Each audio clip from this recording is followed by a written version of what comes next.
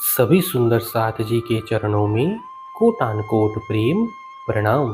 सुंदर साथ जी, पिछले वीडियो में हमने श्री परिक्रमा ग्रंथ के प्रकरण 18 की 20 तक की चौपाई का पाठ पूर्ण किया। आज हम आगे की नई चौपाइयों का पाठ करेंगे। सुंदर साथ जी, अगर आपको यह वीडियो अच्छा लगे तो प्लीज़ लाइक करें और जो भी सुंदर साथ आपके साथ जुड़े हुए हों उन सबको भी ये वीडियो अवश्य शेयर करें। सुंदर साथ जी, जिन्होंने अब तक हमारे इस चैनल को सब्सक्राइब नहीं किया वे प्लीज़ इस चैनल को सब्सक्राइब कर दें ताकि आने वाले नए वीडियो का नोटिफिकेशन आपको तुरंत मिल जाए।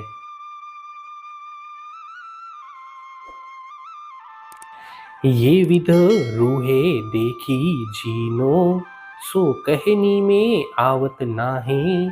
कछु वास्ते हम रूहन के, हुक्म कहावत जुबाएं।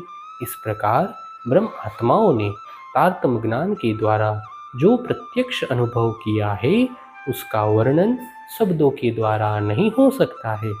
धामधनी का आदेश ही ब्रह्म आत्माओं के लिए यह थोड़ा सा वर्णन करवा रहा है। ये हक की मैं हुक्म ले, कई विध बका द्वार खोलत। याद देने अरस अजीम में, होत सब वास्ते उमत। धामधनी के आदेश को सिरोधार्य कर मैं विभिन्न प्रकार से अखंड के द्वार खोल रहा हूँ।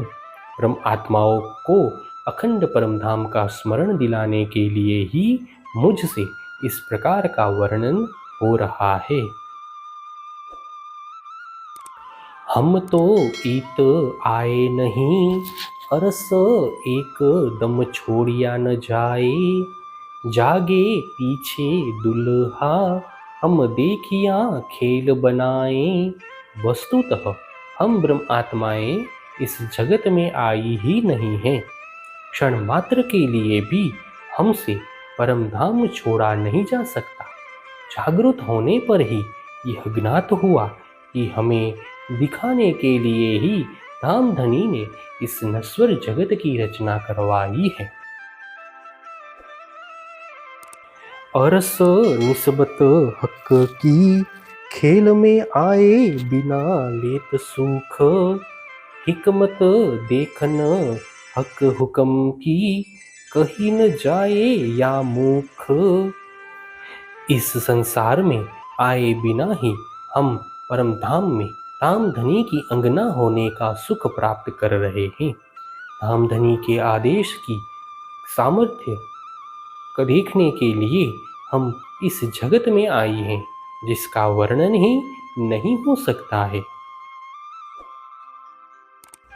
हुक्मे मांग्या हुक्म पे, सो हुक्मे देवन हार। सो हुक्म फेलिया सब में हक का, सो हक के खबरदार। धामधनी के आदेश से ही हमने उनसे इस नश्वर जगत का खेल देखने की आज्ञा मांगी है। उसी आदेश ने यह खेल दिखाकर हमारे मनोरथ पूर्ण किए हैं। इस प्रकार सर्वत्र धामधनी के आदेश का ही विस्तार है। स्वयं धामधनी ही सचेत होकर यह सब करवा रहे हैं। बिना हुक्म हक के जरा नहीं, कहे सुने देखे हुक्म। किल्ली इल्म हुक्मे सब दई, किया तहकीक हुक्मे खसम। धामधनी के आदेश के बिना कुछ भी संभव नहीं है। कहना, सुनना तथा देखना सब कुछ उनके आदेश से ही संभव हो सकता है।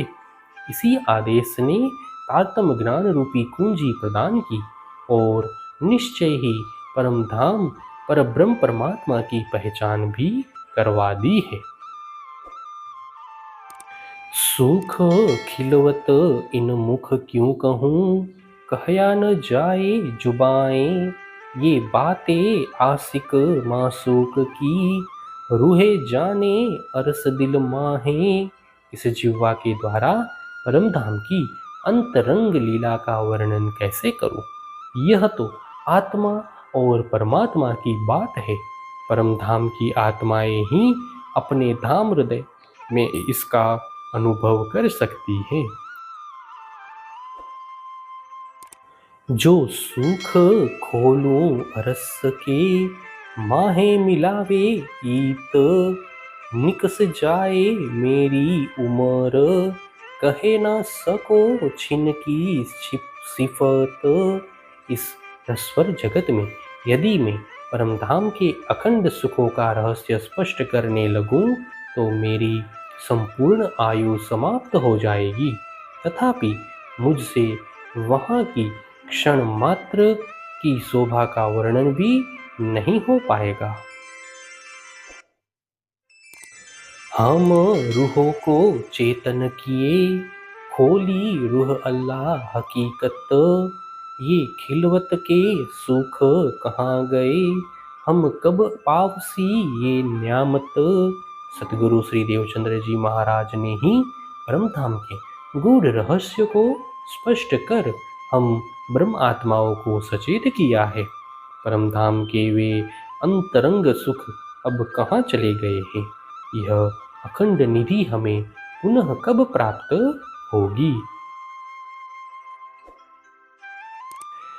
हक खिलवत सुख मोमिनो, लिखी फुरमान में मार्फत, कहाँ गए हमारे ये सुख, हम कब पावे ये बरकत। हे ब्रह्म आत्माओं, परमधाम के इन अंतरंग सुखों को पहचान कुरान में लिखी है। हमारे वे सुख अब कहाँ चले गए हैं? हम उन सुखों को प्राप्त करने की क्षमता कब प्राप्त करेंगे? रूहे लगाइयाँ अपने स्वरूप में, और भी अपनी सिफत, दिल अरस मोमिन लीजियो, कहे रूह मता हुक्मे महामत। धामधनी ने इस प्रकार सतगुरु के द्वारा आत्मज्ञान भेजकर ब्रह्म आत्माओं को अपने स्वरूप में तल्लीन करवाया तथा अपने प्रभुत्व का परिचय भी दिया। महामती धामधनी की आज्ञा से कहते हैं, हे धाम हृदया ब्रह्म आत्माओं, इस अखंड संपदा को अपने हृदय में धारण करो। प्रकरण 18 चौपाई 1030। हे सुंदर साथ जी, इसी के साथ श्री परिक्रमा ग्रंथ का प्रकरण 18 पूर्ण हुआ। आगे की चौपाई, आगे की वीडियो में हम नए प्रकरण का पाठ करेंगे। सुंदर साथ जी, अगर आपको यह वीडियो अच्छा लगा तो प्लीज़ लाइक, शेयर और सब्सक्राइब अवश्य कर दें। प्रणाम जी।